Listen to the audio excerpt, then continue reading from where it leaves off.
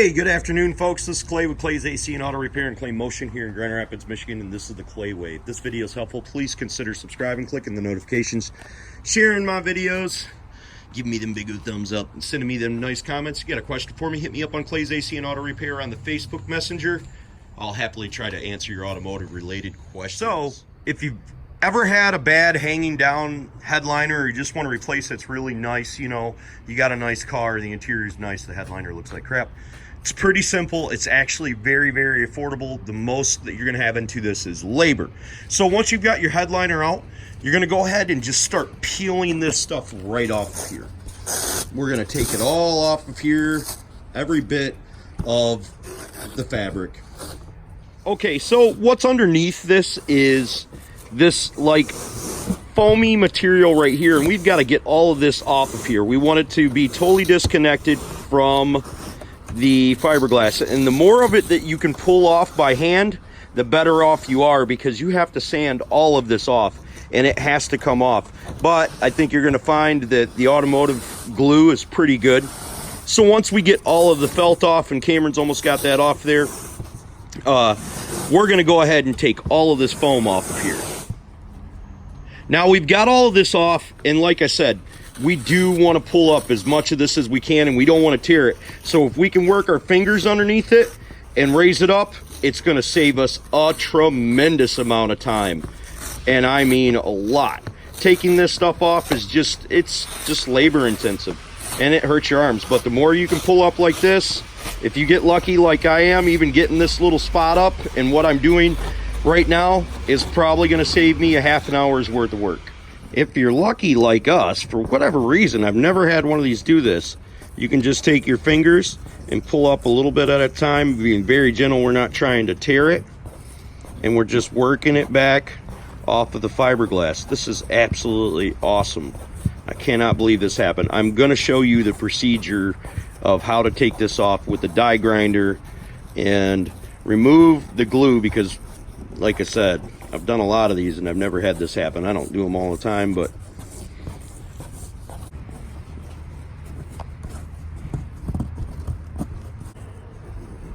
now if you use a die grinder, more than likely you're not going to get it to look like this, where you can see the nice fiberglass. So just do your best. It's not going to be perfect. It's not a Picasso. It's just a fiberglass headliner.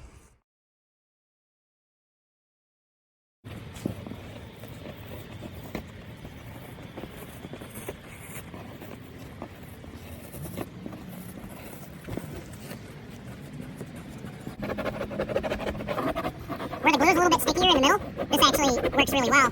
I'm not really trying to slide it off, I'm just using the pressure of the 2 points to pull it up. Trust me, it's quick.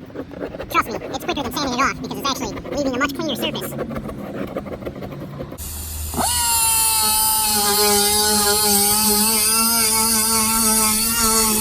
So we could have ended up taking this all off by hand, but we wanted to film this because this is generally what you do, and it usually doesn't come off as easy as it's coming off here. But you want to make sure that you get most of this off, but usually the glue will embed inside the fiberglass really well, the adhesive that they use for this. So we'll clean all this off, and then we'll blow it all down. And when we blow it all down, then we'll start laying our felt on. Okay, so when you got it cleaned off, we just want to take little loose stragglers. You're going to have some stuff still stuck on there. If you can get it off with your hand, that's the best way to do it. But then we want to blow it down, and we want to measure it, and we want to go over to like Joann Fabrics or Fields Fabrics or something like that, and we want to grab some headliner stuff. Now obviously you're going to measure the length, you're going to measure the width, so forth and so on. Now in my situation, I've got it a little bit longer. We want it to hang over about 2 inches on each edge, just so when we go to cut it, we have enough space, and when we go to tack it down, it sits down in there real well, and we don't lose material, and we don't run short.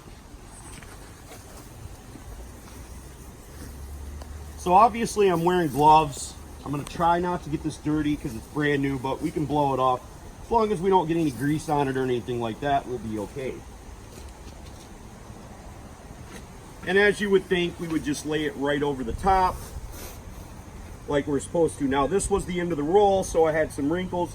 I'm gonna put that towards the rear because it's covered up with plastic trim, and I can move it a little bit more over there because I have a lot in the front and I don't need that much. We only need to go over the edge a little bit. Technically, when they, depending on the manufacturer, they don't even go over the edge when they do this. We want to push it down in there, and having a putty knife, a plastic putty knife, would be really ideal for this situation when you go to glue it down. Now that we're certain that we have enough material and we've got it squared up, we don't want any edges like that. We want it to be centered on the headliner. Stupid wind.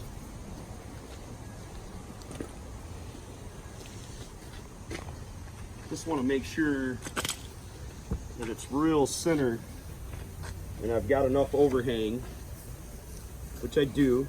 So now I'm going to take it and I'm going to roll it up.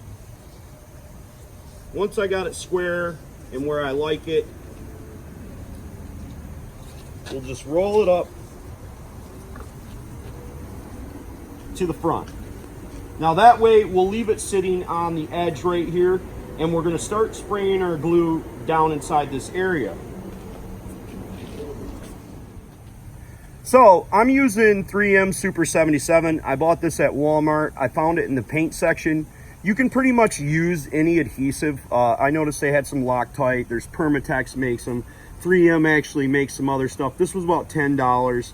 I've had a lot of luck using this. You just got to make sure that when you apply it to the fiberglass and you apply it to the material. Now we're not trying to get this soaking wet.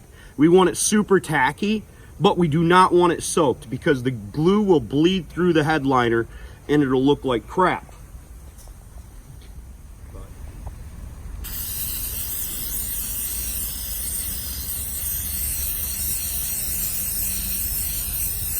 This spray's on clear, so you're really not going to be able to see where you got it. But the good thing is on the edges here, we don't have to worry about it so much. So now we're going to put that back and we're going to roll this down and we're going to start pressing. Come on over here, Cameron. Cut. All right, we're going to start pressing down on the material, and we're going to make sure that we don't press the edges down before we get it into our contours and our curves. You are going to have them little pools. I don't like them, but I should be using like a putty knife. If you don't crush on the material, you won't have wrinkles like what I have. If you push down on the material and you just pat it down like this, you won't end up with them wrinkles. But that should be underneath my headrest and not noticeable, hopefully. Now I'm going to roll my material back up a little bit more to where it's, because I can feel it's real sticky. And then I'm going to start applying more glue.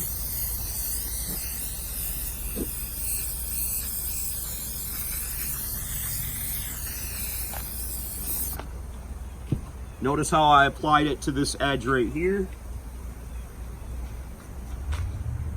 Now I want to make sure that I lift up on my headliner as I put it down, because I want it to go into the contours of the headliner so it looks natural. And I'm going to make sure that I get up inside these areas. Always working from the center outward is the best thing, but I only do these about once every 6 months, so I forget a lot of little tricks that I that I used to know.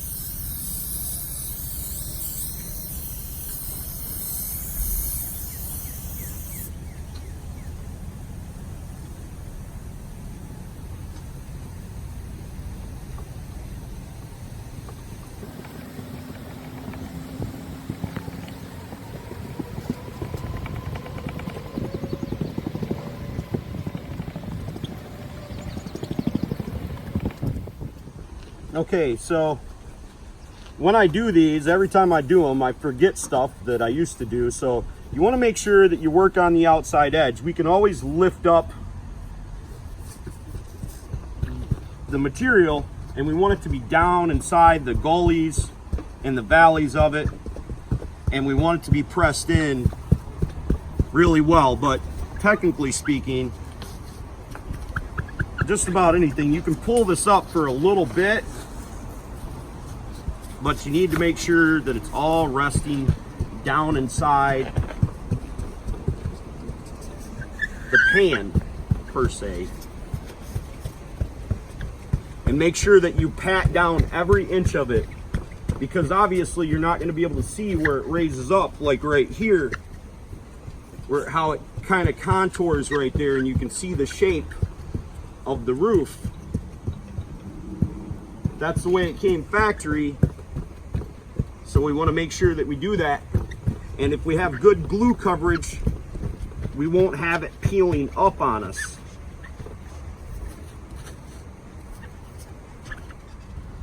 Okay, because we didn't have real good coverage on our outside edges, we just raise it up and make it tacky.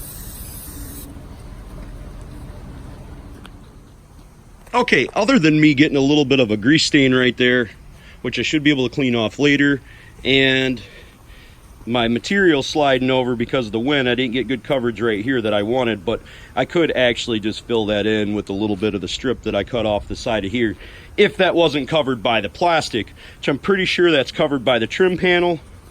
We've got her pushed down pretty well. A couple wrinkles. This is not super professional, but we're just doing this at home. And it's not what I do for a living. I would imagine if I did it for a living, it would be much, much better. Because this stuff dries pretty quick, we're going to let it sit in the sun for a little bit, just to ensure that we don't have any hang downs. And then we're going to flip it over and we're going to cut out X's and like our light sockets and stuff like that. Okay, so with our headliner flipped over, we're going to make some X's in the material, and we're going to go from the center, and we're going to work about a ½ inch to an inch away from the edge. And the X's are so we can fold over the flaps and cut as little bit as possible. When we're cutting this back, if we cut it too short, we cut it right here, what would end up happening is the material would pull back and we might have a loose edge. So we've got to be really careful. We want to take off everything but about a ½ inch away from the edge, and then cut it with the knife in the corners to be able to fold it back over and allow us to insert our accessories that go on the back side of our header. Okay, so in the bigger areas, it's not necessary to make X's right away, but it is necessary to be able to fold these edges up. So what we want to do is we want to cut it back, and like I said, we want to stay as far away from the outside edge as possible. Then we'll be able to fold it over like this, and we won't have, notice how I'm a little bit away from, and then I can fold it in like this, and I can use a little bit of the tack, and then I don't have any broken seams where my components go inside. Now, it's not necessary to open up these areas right here all the way, because we can usually push the component up inside there and it'll go in, it'll make it tighter inside the block. Careful not to stab yourself.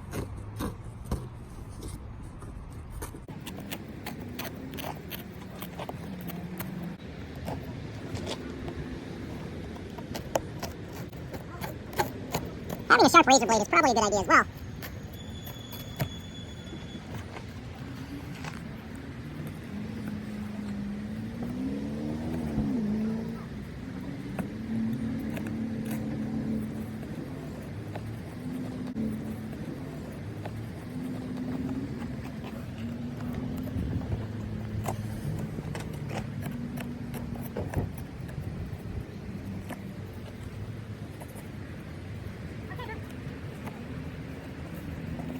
So when you have a new razor blade, it literally cuts through there like butter.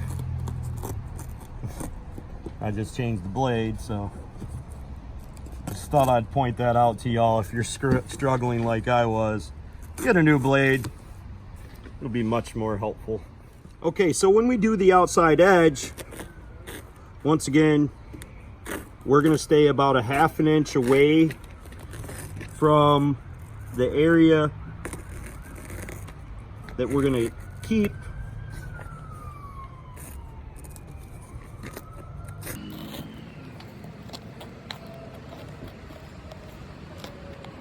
At least this is the way I do it. You know, there's other guys that do it probably better than me.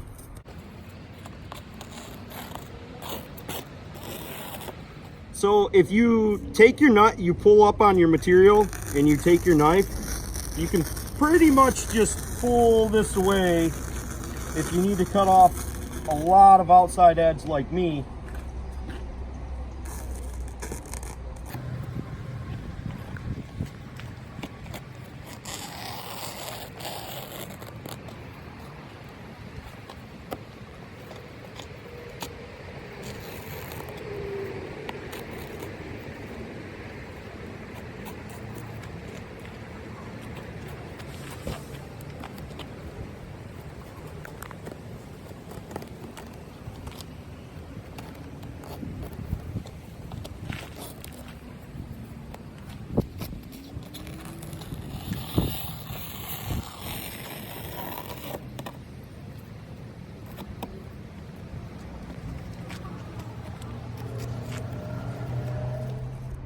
Okay, so on all the edges, I've got it cut to where I can fold everything up and get it around the inside of here. I'm just gonna spray a little bit of my Super 77 on the outside edge of this and fold it around, and then we're gonna be ready for installation. Some of our final cuts where we have too much material will actually be fine. We'll be able to cut off the extra when it's inside the vehicle. Okay, so that's what it looks like when it's curled, and the front is going to be the most obvious spot, so try not to leave it too short like I did. I would have liked it to be longer, but I'm certain you won't see it anyways. Just look at that. It is absolutely a thing of beauty. It turned out fabulous. Please consider subscribing, clicking the notification, sharing my videos, giving me them big old thumbs up. And if you got a question for me, hit me up on Clay's AC and Auto Repair on the Facebook. I'll be happy to try to answer them if I can. God bless. Have the best of days.